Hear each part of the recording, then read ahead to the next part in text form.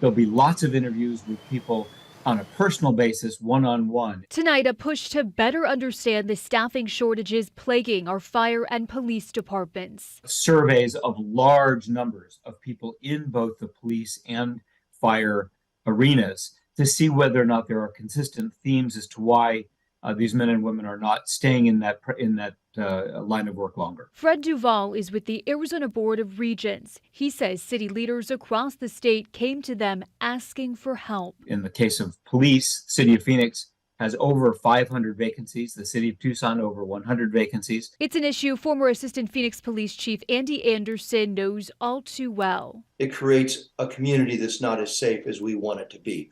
And that's really the bottom line here is what kind of a community do we want our children and our grandchildren to grow up in? Meanwhile, the Phoenix Fire Department is dealing with a record number of emergency calls. Last year, crews responded to 400,000 calls. That's up 20,000 from the year before. When you're understaffed, first off, your response time is not going to be what you want it to be.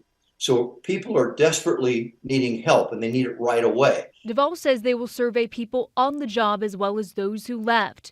The goal, learn what needs to change to draw and keep people in the industry. Not getting the right credits. Is it around community colleges? Is it workforce issues? Is it burnout issues?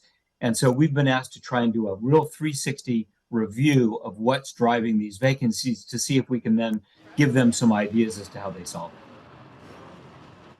Now, Duvall says the survey will cost about $800,000 and comes from a tax-funded grant voters approved for research. In the newsroom, Emma Lockhart for Arizona's Family.